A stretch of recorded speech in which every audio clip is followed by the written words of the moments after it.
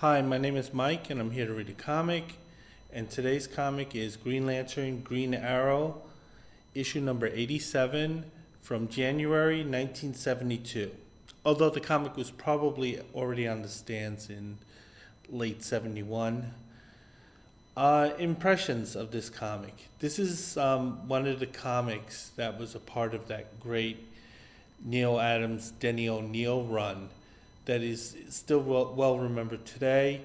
I think this is the crowning jewel in terms of one single issue. I think the art from Adams has never been better, and I think the story, also by Denny O'Neil, was never better than this one. And I think of all the issues during this run, because it dealt with relevancy at the time. Some of the issues didn't age well. I think this one aged the best. The cover is an iconic one.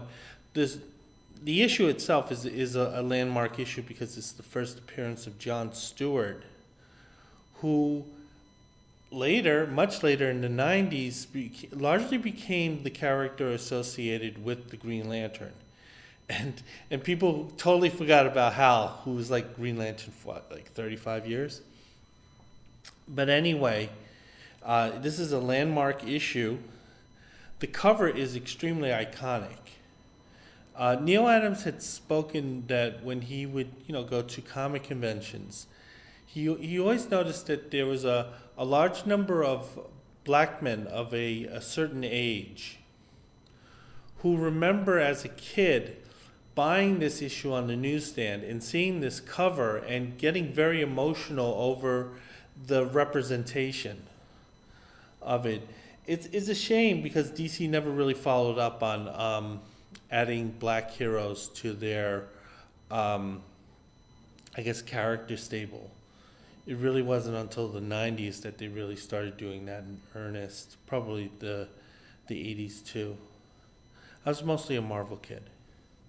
So anyway, I'm going to look at this book, and I'm going to cover the first story and the second one. Green Arrow and Green Lantern are separated in this story. And the first one is Beware My Power.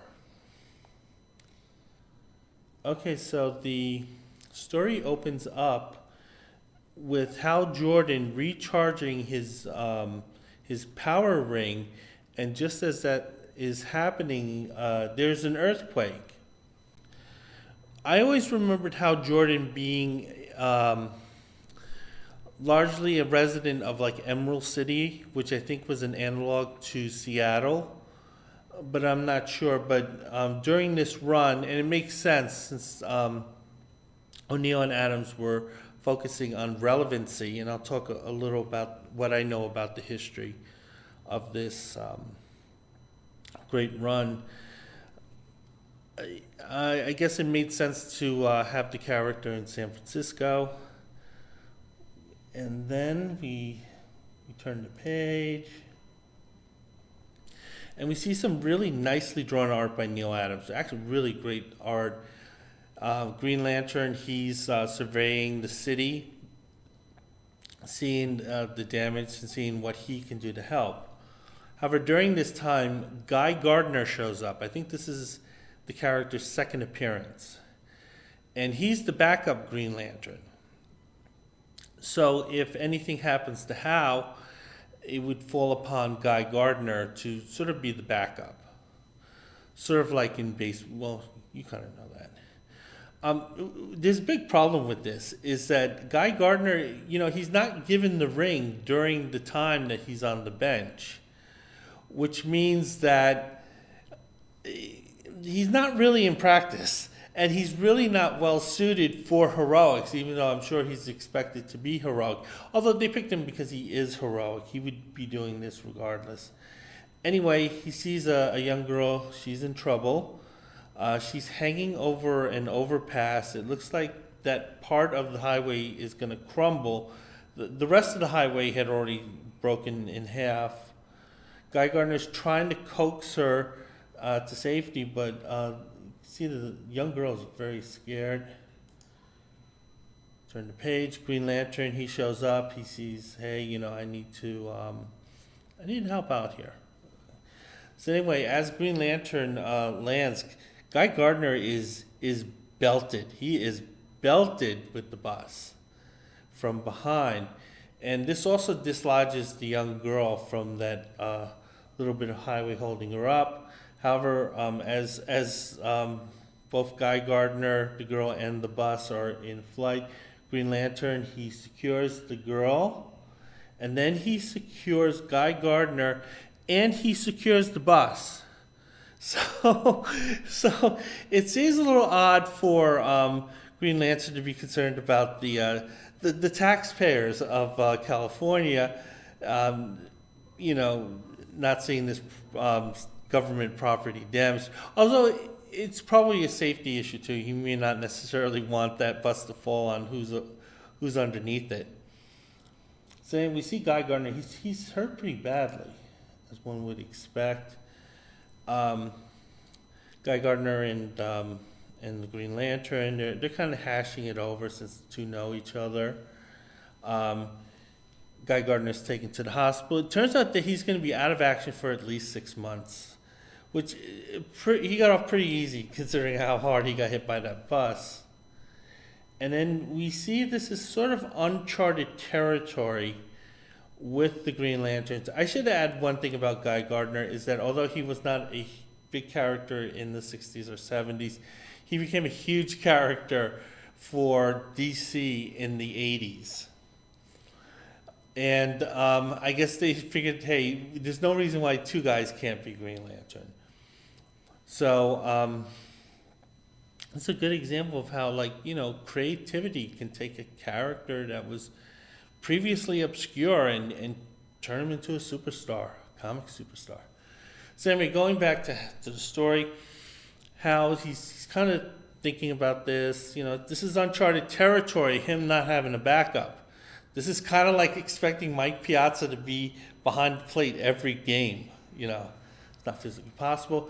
However, the Guardians, the Guardians of Oto, one of them, because they're an omnipotent bunch, contacts the Green Lantern, lets them know that they are aware of this development because these are sort of intergalactic busybodies. So anyway, Hal Jordan is a member of the Green Lantern Corps, and basically what these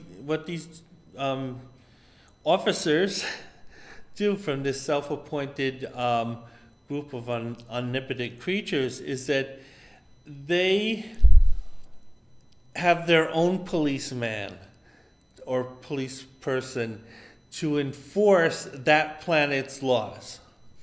So, as far as the Guardians are concerned, it isn't enough that independent states are enforcing their own laws.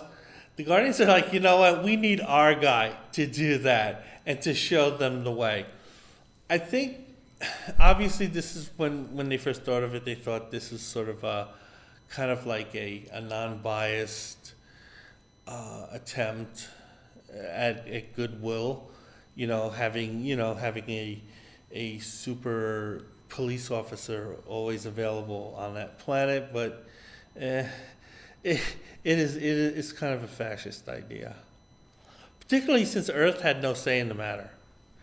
So anyway, the Guardian and Green Lantern, they're talking about the situation, and they let Hal Jordan know that they had found a suitable replacement for the backup. And we're introduced to that candidate right here as we see a couple kids, African American kids, they're just playing dominoes on what is basically an empty street. So these guys are in no one's way. They're not causing any type of disturbance. And of these two police officers, one of them is offended by this. He's like, how dare these black people try to have fun on my beat? So he's there harassing them, just doing sort of low-level authority abuse. saying, hey, you guys don't have a permit to play this, single game of dominoes on the street. And then suddenly John Stewart appears. Because one of the kids had said, hey, just leave us alone. And John Stewart, says, hey, listen, that kid is right, officer. And he's letting it be known that he really doesn't particularly care for what this officer is doing. And he's pointing out that these guys aren't doing anything. So immediately this, I'm going to call it racist officer, he's like really bothered by it. How dare this uppity black guy, dare question his authority. But we see John Stewart, he's standing firm. He has a good sense of fairness and justice here. Sometimes justice and the laws don't always match. Nevertheless, John Stewart, he's standing his ground. He's not going to cause a problem, but he's not going to run from one either. And he's definitely not going to back down from this police officer. However, the police officer's partner breaks this up. He says, listen, Fred, you're my bro, but you acted like a jerk. And they were right not to respect you if you feel disrespected. So this is sort of an example of the policing, the police policing themselves in a positive way. Hopefully Fred gets the idea and kind of knocks this stuff off. Fred can be racist, just don't let it influence how you perform your job, particularly in a position of authority. And Hal Jordan, this is kind of funny. Hal Jordan watched that entire exchange, and his immediate reaction to the Guardian was, that black guy, he was a little uppity. He was giving that police officer some lip, and really, how you really suck. And I'll tell you why. You saw that entire exchange. You saw how unfairly that police officer was being. You saw how he was abusing his authority, and you're still like, I have some questions about that black guy. So he's sort of not hiding his bigotry here. The Guardians, however, call him out on it. They're not going to sugarcoat it for this guy's feelings. So they said, listen, we're not interested in your bigotry, just you doing your job. And Green Lantern is immediately offended. Racists do not like being called racist. I think other than black people, that's what they hate the most. And Hal's just saying, no, it was for other reasons. He's a little angry. I don't know why, but, hey, that anger kind of scares me here. I'm just saying. I was saying, wait, Hal's kind of doing that. Turn the page. However, the Guardians are insistent that John Stewart is the type of person they're looking for. Now, that's a little strange, given how what's just and what's legal aren't always the same. And there were a lot of unjust laws in the United States, and they were vigorously enforced. So just because something, if you're a police officer there to enforce the law, what you're going to be doing isn't always going to be just or right. And that's the thing with why John Stewart's kind of a strange candidate, because he's going to look at the law maybe not as blindly as, say, Hal would. Hal, who's not used to being treated with injustice, so it tends to be kind of easy for him to see that, these laws are colorblind, because he's never been, his color has never been an issue. Nevertheless, like a good authoritarian follower that Hal is, and basically Hal is an authoritarian follower, because he took this role without, just to enforce these, I'm a little high on gummies here, to help these aliens kind of enforce their will. So you kind of have to be an authoritarian follower to be involved with this type of setup. And I, for one, welcome our new insect overlords. I'd like to remind them that as a trusted TV personality, I can be helpful in rounding up others to toil in their underground sugar caves. The Green Arrow Corps, because you're enforcing another planet's laws without their permission. So anyway, Green Lantern and John Stewart. I should use Hal and John from this point on. They're talking it out. John is explaining that he is a trained architect, so he's a college-educated individual, but that because of basically the racism of the country, he's having a hard time getting a job and kind of working in that field, and he's just kind of struggling to get by. However, Hal is there to recruit him, let him ask him if he'd be interested in this, and John is open to the idea. So John kind of talks to Hal, says, "Yeah, I'm going to check this out." And so we see that. By the way, I should mention something about John Stewart, the character.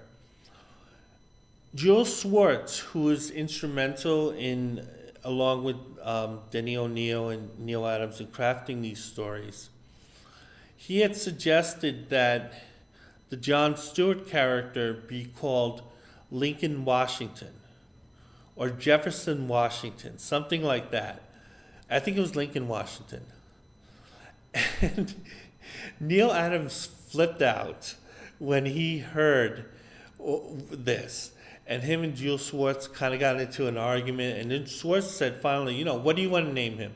And Neal Adams said John Stewart, because they didn't want to other this black character by giving him like kind of that kind of weird slave name. They just wanted him to have a common name so that, you wouldn't think anything differently other than he's a guy called John Stewart. So anyways, Hal is showing John how to charge the battery, and he's also reciting the oath that is given. Kind of a strange reaction from John here, where he doesn't particularly like the oath. He calls it corny. And then he says, "There's one part I do like.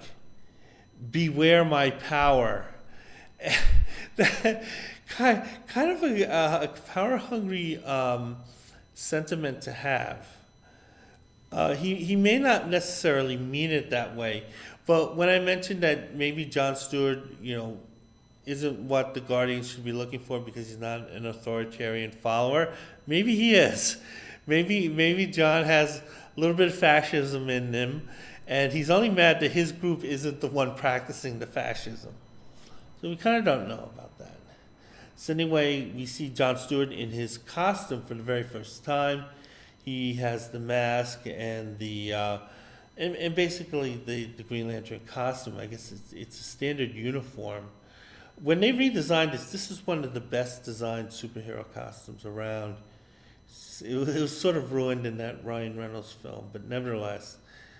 John Stewart, he doesn't care for the mask. He says, I'm going to let it all hang out. People can know who I am. I don't care. So the two of them are flying about the city. It seems like John is a really fast learner. I should add that Neal Adams' art is so good here. So anyway, the two are flying about, and John Stewart looks like he's kind of a fast learner. However, Hal notices an opportunity to put their powers to use, because down below near the airport, there's a commercial airliner had just landed and is deplaning, and there's a group of protesters, I guess, waiting for at least one of the passengers, if not more of them. I'm sure Hal picked this particular spot because he saw those protesters. Because Hal's not the type of guy to say, oh yeah, those are, citizens, exercising their rights and expressing their desire for a particular problem to be addressed. Hal probably looks at them as like, hey, they're disturbing the peace. People are trying to, do business here. How dare these protesters, the social order. So anyway, that's probably how Hal thinks about it. And turns out that as this is happening, an oil tanker swerves toward the protesters. Now, I think the comic sort of says that this is an accident as this truck is heading toward the protesters. Sadly, over the last 20 or so years, those have not been accidents. So there have been a lot of assholes plowing into protesters for no good reason. But nevertheless, it's not really the case here. So the two Green Lanterns, they go into action. They kind of show themselves for what they are here. Now, Green Lantern, he rescues the protesters from this oncoming truck. But the apparatus that he creates with his power ring is a cage. So, on one hand, he's doing his duty and, protecting and saving these people. But on the other hand, he's kind of throwing that little commentary that he thinks these people are animals. So it's kind of a jerky move on his part. Meanwhile, John Stewart, I was talking about Hal, John Stewart, he kind of comes up with this grabber apparatus. And as the the grabber holds the tanker still, it has a leading knife to it that immediately punctures the tanker and spills, black gooey oil on this one middle-aged passenger coming out. Now, the passenger that was hit, the middle-aged white man, and his two aides, who are also can be described that way, he is furious. He is like, what the hell happened that I got splattered like this? So anyway, this middle-aged man, he has basically oil caked on his face. So he's in blackface. John Stewart comes over to him and says, hey baby, haven't seen you around lately. Maybe you've been picking some cotton lately? Seen you on the cotton field?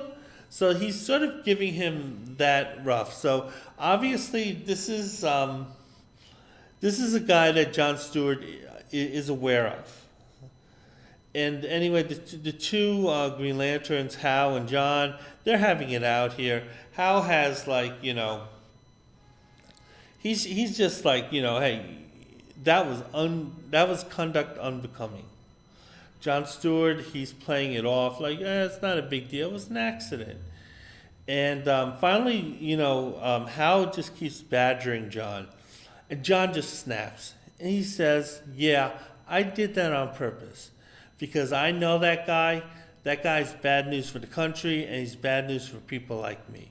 And if I get a chance to humiliate that fucker, I'm taking it.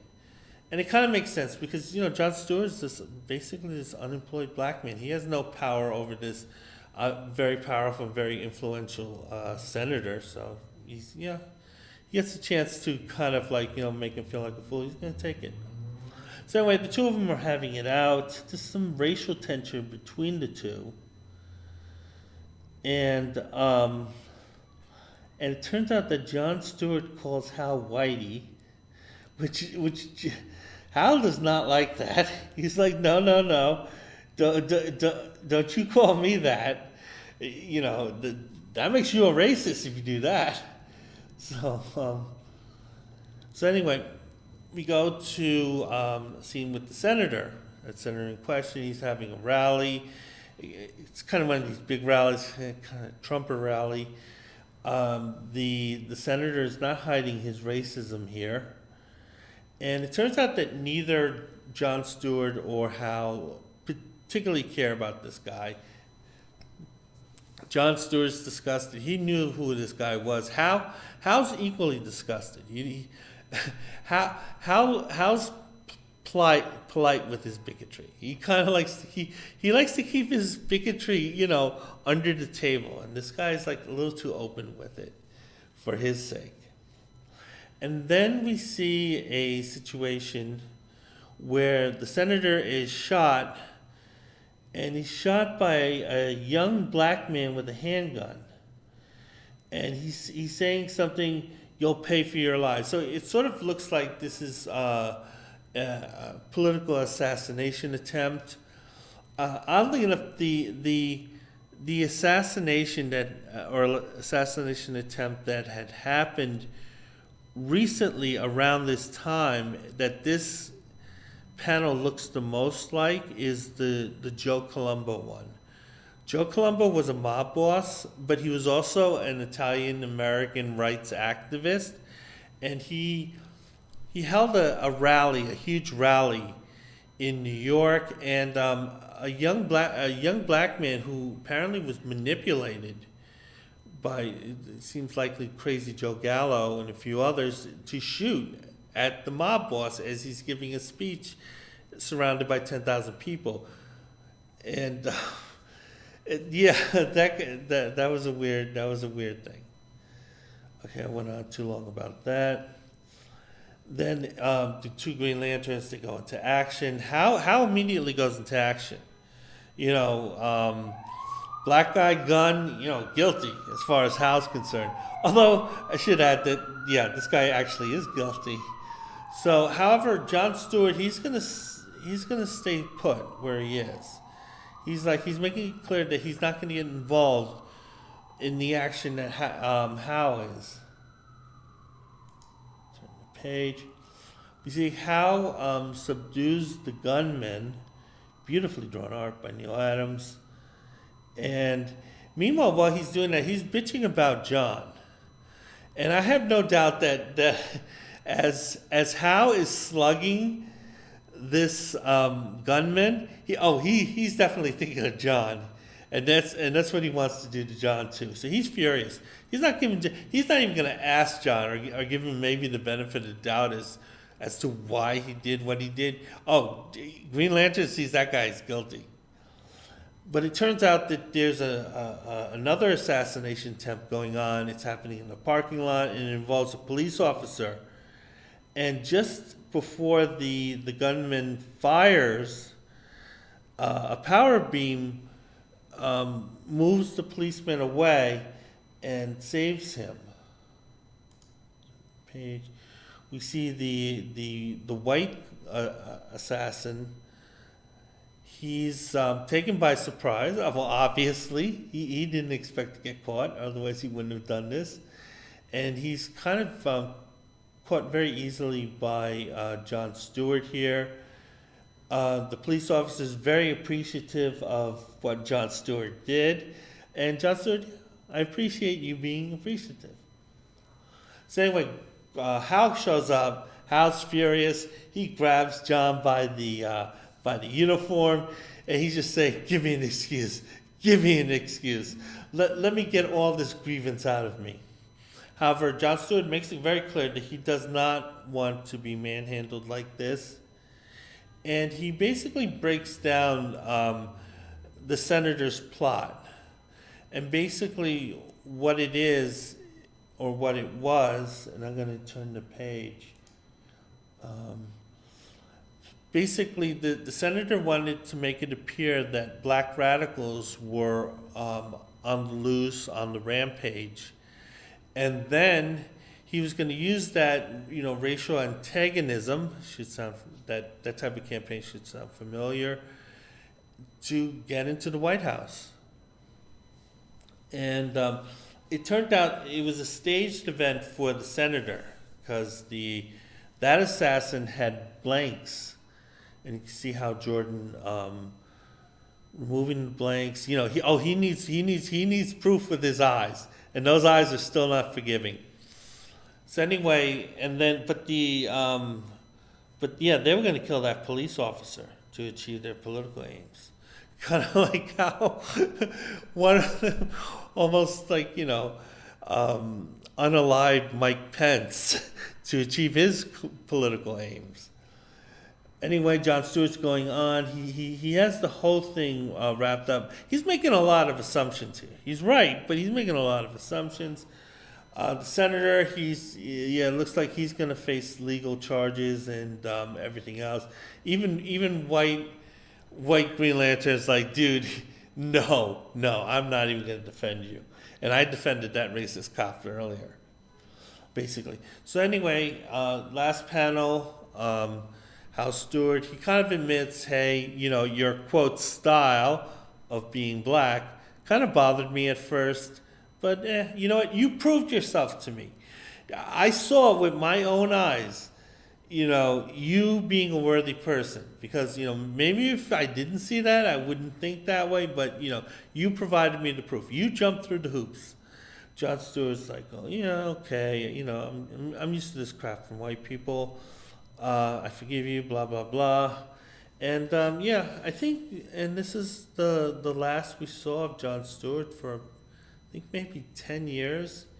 He showed up in a one comic, and then toward the 80s they started kind of featuring him prominently, and at one point people were associating that character in that house, Hal Jordan, as being the Green Lantern.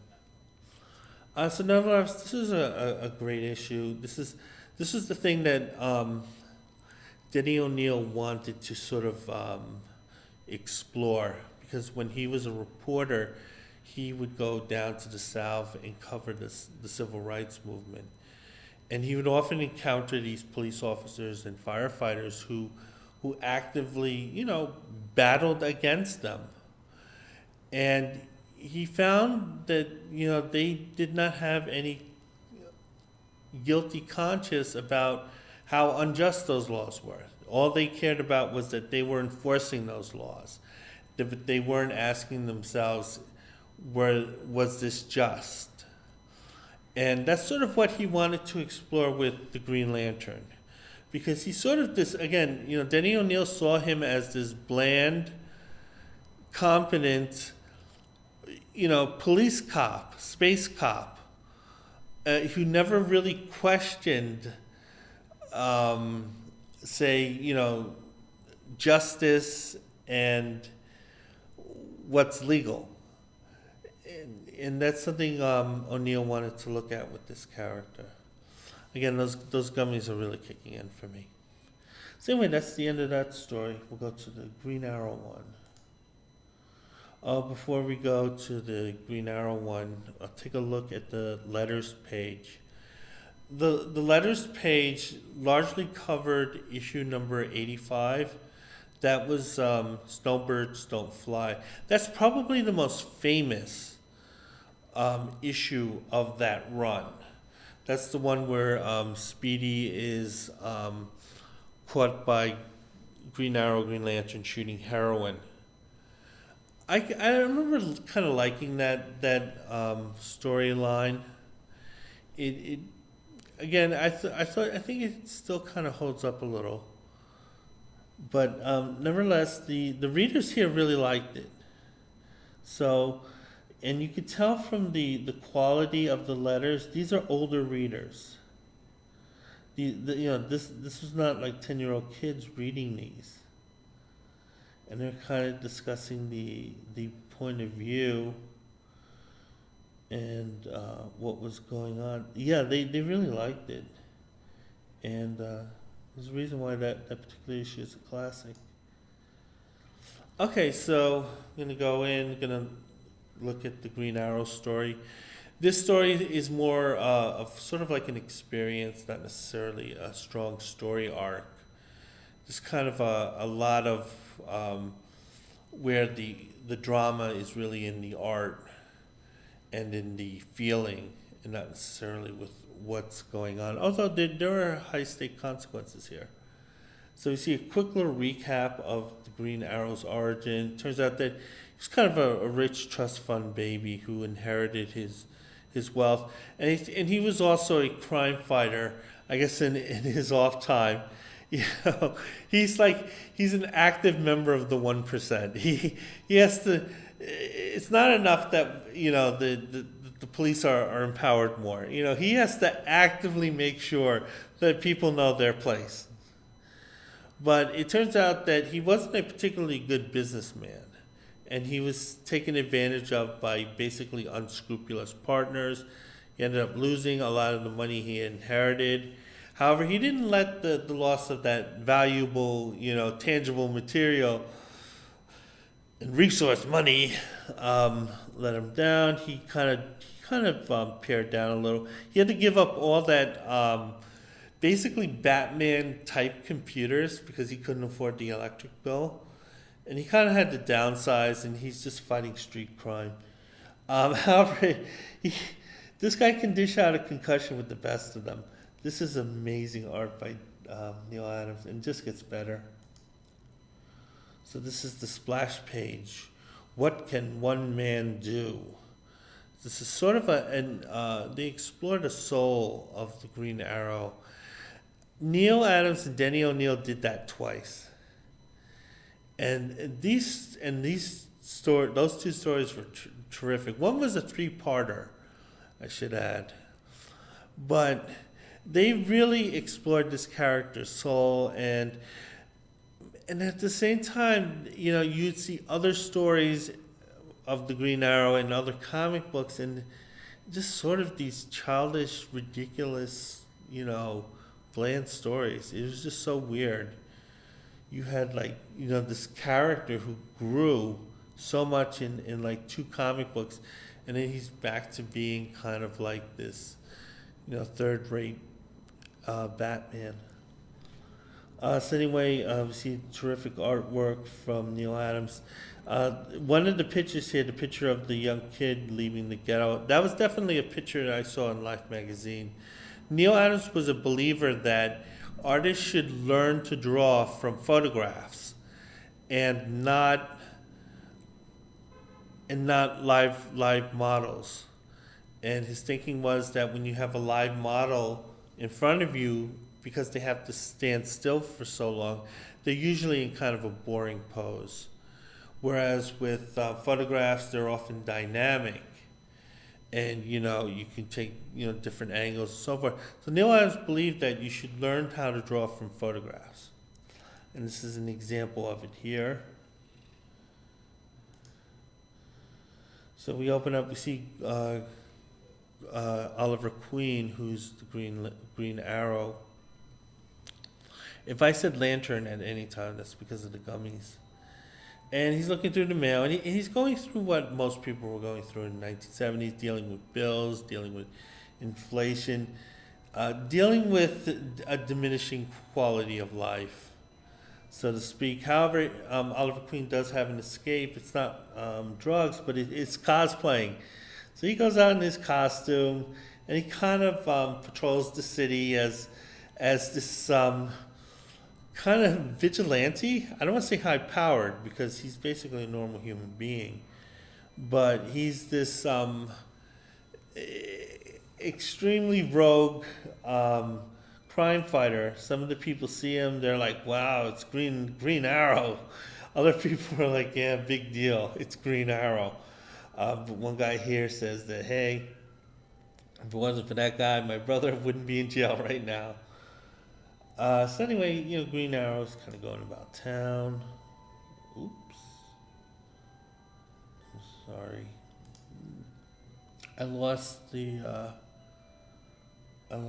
page. Looking at the next page, we see that the mayor of the city that Oliver Queen is living in, San Francisco, the mayor's had enough. He kind of looks like Mayor Moscone, but I don't know if he was in office at that time. Anyway, he's tired of it. It's terrible. The 70s sucked. For the most, I lived through the 70s. Most of the 70s sucked. So anyway, there's a conversation between the mayor and the political consultant. Obviously, this political consultant is concerned about who's going to occupy the mayor's offices in the next election, because he's concerned about this guy leaving. So he wants to make sure that he can get the successor he wants. So they're going through various names of who they can run as a candidate. A bunch of them are kind of like kind of unsuitable. Someone then mentions Oliver Queen. Oliver Queen at one time was a billionaire, lost all his money, like another billionaire around. But this billionaire, he kind of lived within his means, but nevertheless, he still has kind of a glowing persona. He's also still well known as someone who probably gave a lot to charity and so forth, and he has a sterling reputation among people. But during this time, as this conversation is going on, we see a boy is playing with his dog near the subway tracks. Green Arrow's there. He notices something wrong as the dog is running closer and closer to a moving train. The kid's trying to stop the dog. I've owned dogs. Yeah, sometimes it can be a little hard to stop them when they're chasing after something. So Green Arrow, I should say, he mounts himself and he saves the dog using one of his trick arrows. He's kind of putting himself down, saying, basically, I'm a superhero and this is what I'm doing. But, honestly, to that dog and to that kid, oh boy, that meant everything to them. So they're appreciative if Green Arrow doesn't see the value in what he's doing. Beautiful art from Neal Adams. Oh my God, this is amazing. So Green Arrow kind of goes home a little unsatisfied, filled with discontent. And he gets a phone call. And the phone call is from the political consultant. So the political consultant say, we're floating this idea around. Do you want to be mayor? And of course, for such a big decision, Oliver Queen's going to notify his friends. All his friends are other cosplaying crime fighters. And we see a beautifully drawn page here where it's sort of a telephone game. We're kind of one of those split screens. And you see Oliver Queen entirely on one side. And you see the four people that he's calling, one in each panel. And you get the weight of the drama from the images, because as he's talking to more and more people, you see Oliver Queen is getting more and more discouraged. So anyway, he's telling them the offer he had gotten. He calls his girlfriend, Diane Lance. She's against the idea. And then he contacts Bruce Wayne. Bruce Wayne is also no fan of the idea. And then we see calls Hal third. Is Hal such a dick that kind of just says, let me call these other people first. And Hal says that his brother is a public defender, and he said that's a job you don't have. You don't want to have that. It is way hard. And the last person he calls is Clark Kent. Clark Kent's telling him, hey, they got to figure out that you and Green Arrow are the same people. Think of the lawsuits. Think of the liability. You don't want to do that. So anyway, Oliver Queen, he's confused. So he does what will clear his head up the best, and that's going out and cosplaying as a crime fighter. Green Arrow. He uses his special arrow. He uses a special arrow to sort of basically jettison himself around the city using a jetpack. Oh man, I don't want to think about what that does to your ass. So anyway, we turn the page, and we see Green Arrow. He's deep in thought. So I mean, he definitely wants some action if he's forcing the issue like that, where I gotta streak the city, do something. He notices a brewing crowd of people, so he paraglides down to that area. Kind of looks like an inner city area. A lot of African Americans, and we see some violence, and it breaks out between the African American citizens and the white police officers. So they're sort of going at it. Green Arrow can't believe what he's seeing. He doesn't want to believe what he's seeing. He ends up in the middle of the crowd, but he has a startled look. He's not battling or fighting anyone. He's trying to figure out what's going on. We see again some beautiful art from Neal Adams, really drawing African Americans as they are. Most times when African Americans were depicted in comics, they were usually just looked like Caucasian characters with brown inking. It wasn't really, I think, until the Black Panther came around where you kind of had like, you started having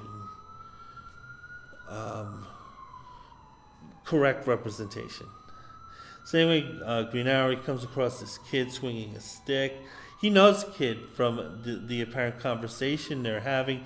Kid feels bad about what happened to Green Arrow. Green Arrow got hit in the head from behind by someone else. But because he was a distraction and because Green Arrow was bothered by his actions, the kid feels bad. So they're talking it out. The two clearly know each other.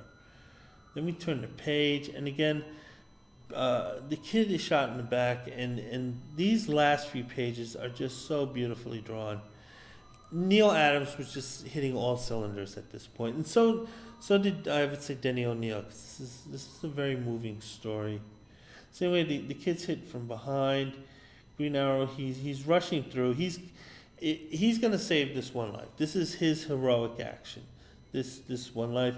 He sees an ambulance. He flags it down.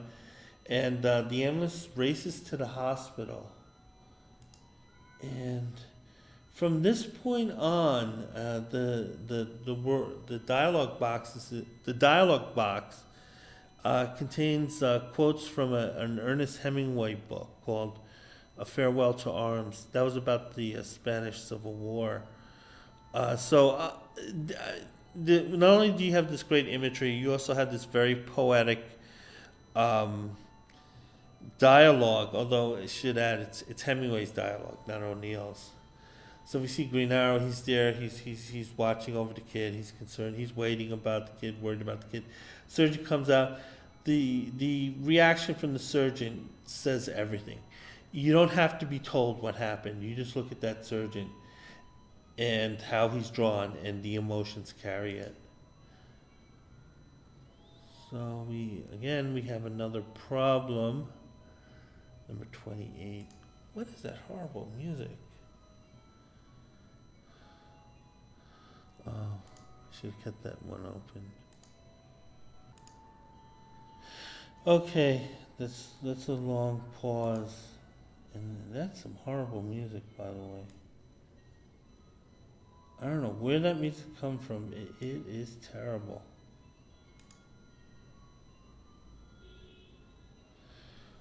Okay, so we're going to get back to the story. And we see that Green Arrow, he walks away. Very emotional, very solemn as the Hemingway narrative continues. See the last page here, extremely well drawn drawing of Green Arrow in tears, just beside himself. This is like, he's a man, but he's not afraid to cry either. And we see the backdrop of the kind of burned out ghetto.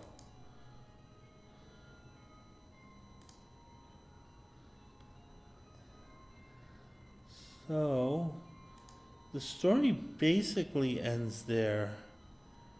However, there is an epilogue. And this is Green Arrow. He shows up to the home of his girlfriend, Diane Lance. He just shows up on the front door like this. Well, maybe she doesn't have nosy neighbors. I don't know, but nevertheless, excuse me. Green Arrow decides he's going to run for mayor. He realizes that what he's doing may help, but it's not helping enough. And he's like, what I'm doing, it didn't help that man that I tried to save today.